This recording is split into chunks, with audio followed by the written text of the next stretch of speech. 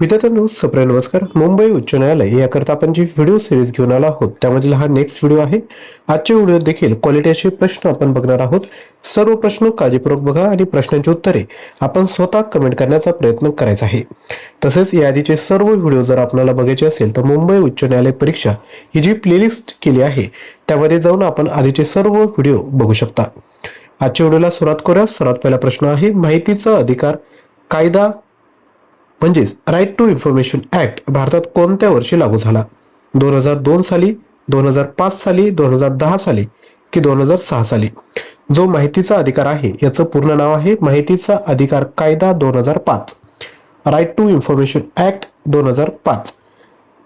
अण्णा हजारे, अरविंद केजरीवाल यांनी दिल्ली या ठिकाणी या कायद्यासाठी उपोषण केलं होतं. खूप मोठं आंदोलन या ठिकाणी केलं होतं आणि त्या धर्तीवर हा कायदा भारतात देखील लागू झालेला आहे आणि तो कधीपासून?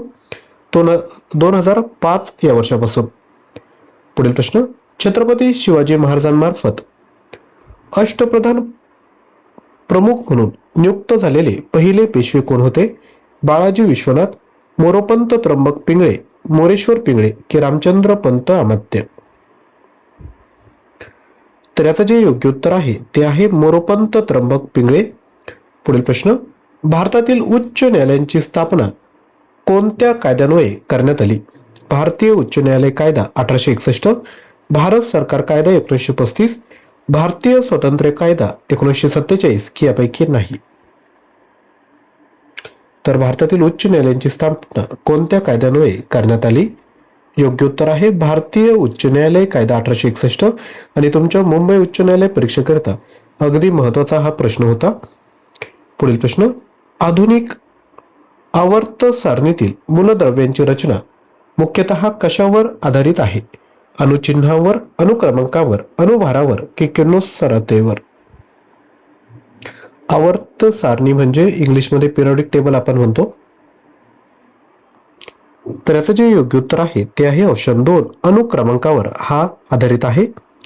पुढील प्रश्न, फौजदारी खटल्यात सरकारी वकील कोणाची बाजू मांडतात? न्यायाधीश, साक्षीदार, आरोपी की सरकारची आणि पीडित पक्षाची?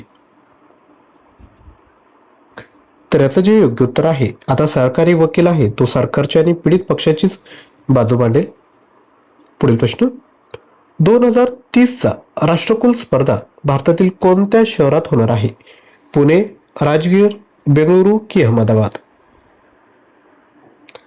तर करंट अफेअरचे जर आपल्याला रेग्युलरली व्हिडिओ बघायचे असेल तर डेली करंट अफेअर आपलं जे यूट्यूब चॅनल आहे त्याला तुम्ही सबस्क्राईब करा. लिंक डिस्क्रिप्शन बॉक्समध्ये दिली, ज्यावर डेली सकाळी 6 वाजता चालू घडामोडींचे प्रश्न स्पष्टीकरणासह आपण घेऊन येत असतो.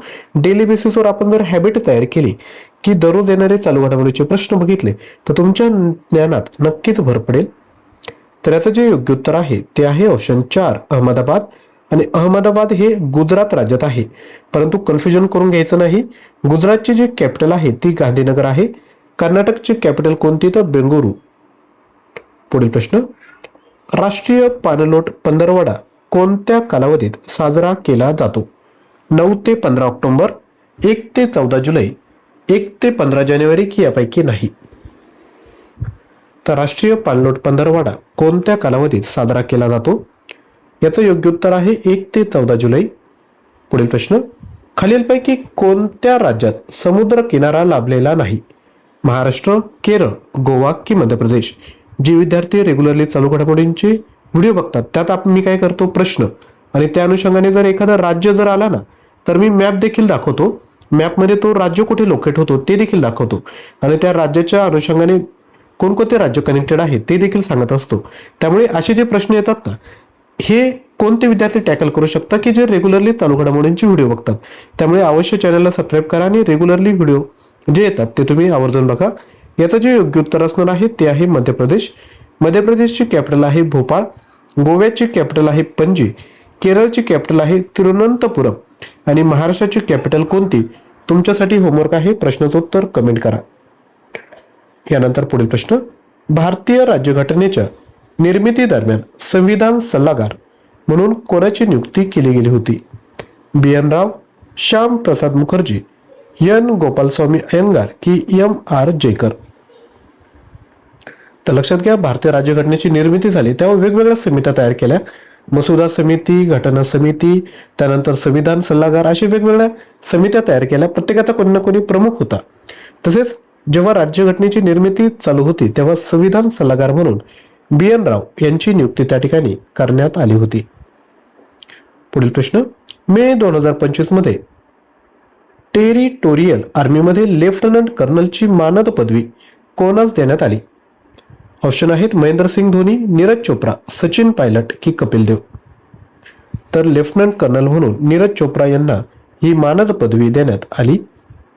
पुढील प्रश्न, आणि नीरज चोप्रा हा कोणत्या खेळाशी संबंधित आहे? तो भालाफेक, ज्याला आपण इंग्लिशमध्ये जेव्हलिन थ्रो असे म्हणतो. पुढील प्रश्न, 1970 मध्ये केशवानंद भारती यांनी डॅडेश यांच्या विरुद्ध खटला दाखल केला होता. केंद्र सरकार, केरळ राज्य सरकार, महाराष्ट्र राज्य सरकार की पश्चिम बंगाल राज्य सरकार? तर केशवानंद भारती यांनी केरळ राज्य सरकार विरोधी खटला दाखल केला होता. यानंतर पुढील प्रश्न, स्वेच्छेने केलेल्या कार्याबद्दल सन्मानाने दिला जाणारा मोबदला म्हणजे काय? निवृत्तीवेतन, मानधन, वर्गणी की खंडणी? आता बहुतांश ठिकाणी आपण बघतो की जे रिटायर लोक होतात, रिटायर झाल्यानंतर ते परत त्याच ऑफिसमध्ये जाऊन काम करतात, तर त्यांना त्या ठिकाणी पगार मिळतो का? नाही. तर त्यांना त्या ठिकाणी मानधन दिलं जातं. म्हणजे स्वतःच्या इच्छेने केलेल्या कार्याबद्दल जेव्हा मोबदला मिळतो तर त्याला आपण मानधन असे म्हणतो. यानंतर पुढील प्रश्न, भारतीय संविधानाची निर्मिती करताना जगातील जवळपास किती देशांच्या राज्यघटनांचा विचार करण्यात आला? 40 देश, 50 देश, 60 देश की 80 देश? जेव्हा आपलं संविधान निर्मिती चालू होती ना, तर खूप साऱ्या राज्यघटनेचा अभ्यास करण्यात आला आणि प्रत्येक राज्यघटनेतून ज्या गोष्टी इम्पॉर्टंट वाटतील त्या राज्यघटना आपल्या राज्यघटनेत समाविष्ट करण्यात आला होता. तर या ठिकाणी एकूण 60 देशांचा या ठिकाणी विद्यार्थी मित्रांनो राज्यघटना तयार करताना विचार करण्यात आला होता. पुढील प्रश्न, डॅडॅश हे केंद्रीय नियोजन मंडळाचे पदसिद्ध अध्यक्ष असतात. सभापती, वित्तमंत्री, पंतप्रधान की राष्ट्रपती? तसेच विद्यार्थ्यांनो, अजून व्हिडिओला लाईक केलं नसेल तर एक लाईक करा. आजच्या व्हिडिओचं जे टार्गेट आहे ते आहे 1000+ लाईक. तर विद्यार्थी मित्रांनो, हे टार्गेट अचीव करण्यासाठी तुम्ही आम्हाला मदत करायची आणि लगेचच व्हिडिओला एक लाईक करायचं आहे. आणि जर चॅनलवर नवीन आले असाल तर चॅनलला सबस्क्राईब करून शेजारी असलेल्या बेल आयकॉनला क्लिक करा. तसेच आधीचे व्हिडिओ बघण्याकरता मुंबई उच्च न्यायालय या प्लेलिस्टमध्ये जाऊन आधीचे व्हिडिओ बघून घ्या. तर केंद्रीय नियोजन मंडळाचे पदसिद्ध अध्यक्ष हे पंतप्रधान असतात. पुढील प्रश्न, तैनाती फौजेचे धोरण मोठ्या प्रमाणात कोणत्या ब्रिटिश गव्हर्नर जनरलने राबवले? Warren Hasting, Lord Cornwallis, John Adams की लॉर्ड वेलस्ली? तर याचं जे राईट आन्सर आहे ते आहे लॉर्ड वेलस्ली. यानंतर पुढील प्रश्न, खालीलपैकी राज्यघटनेतील कोणत्या कलमानुसार राष्ट्रीय आणीबाणी जाहीर केली जाते? कलम 352, कलम 124, कलम 169 की कलम 338? तर आणीबाणी पहिल्यांदा माहित पाहिजे किती प्रकारचे आहेत. तर 3 प्रकारची आणीबाणी, त्यामधील राष्ट्रीय आणीबाणी ही जाहीर केली जाते राज्यघटनेचं कलम 352 अंतर्गत. पुढील प्रश्न, जगात सर्वप्रथम लिखित राज्यघटना कोणत्या देशाने निर्माण केली? इंग्लंड, अमेरिका, भारत की कॅनडा?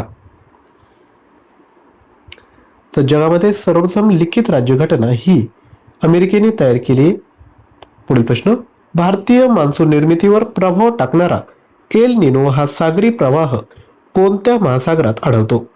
अटलांटिक महासागर, आर्क्टिक महासागर, हिंदी महासागर की पॅसिफिक महासागर? तर याचं जे योग्य उत्तर आहे ते आहे पॅसिफिक महासागर. पुढील प्रश्न, मराठी भाषेतील पहिला शिलालेख कर्नाटकात डॅडॅश या ठिकाणी श्री गोमटेश्वराच्या मूर्तीखाली आढळतो? हंपी, म्हैसूर, श्रवण बेळगोळ की बेळगाव? तर याचं योग्य उत्तर आहे श्रवण बेळगोळ. पुढील प्रश्न, संगणकावर काम करण्यासाठी आवश्यक असलेला प्रोग्रामचा संच म्हणजे काय? मेमरी, CPU, सॉफ्टवेअर की डेटा? तर याचं जे योग्य उत्तर आहे ते आहे सॉफ्टवेअर. तर विद्यार्थ्यांनो, अशा पद्धतीने एकूण 20 प्रश्न आपण बघितले. त्यापैकी आपले किती प्रश्न बरोबर आले खाली कमेंट करा. मुंबई उच्च न्यायालय याकरता परीक्षा मटेरियल हवं असेल तर 15,000 प्रश्न, 300+ ऑनलाईन टेस्ट फक्त 299 रुपयामध्ये देतोय. याकरता ऍप्लिकेशन डाउनलोड करा आणि हा कोर्स परचेस करा. यामध्ये तुम्हाला सर्व PDF ॲपमध्ये डाउनलोड करता येतील आणि जेवढ्याही ऑनलाईन टेस्ट आहेत त्यामध्ये मल्टिपल अटेम्प्ट आहेत, म्हणजे तुम्ही ती टेस्ट कितीही वेळा देऊ शकता. यामध्ये तुम्हाला स्क्रीनवर जे दिसतंय ते सर्व मटेरियल तुम्हाला मिळणार आहे. तसेच डेली बेसिसवर करंट अफेअरची तयारी करायची असेल तर डेली करंट अफेअर यूट्यूब चॅनलला सबस्क्राईब करा. आजचा व्हिडिओ आवडला असेल तर लाईक, शेअर आणि चॅनलला देखील सबस्क्राईब करायचं आहे. आणि विद्यार्थी मित्रांनो, ज्यांना शक्य असेल ते थँक्यू देखील खाली कमेंट करू शकता. तर आजच्या व्हिडिओमध्ये या ठिकाणी थांबतोय. थँक्यू.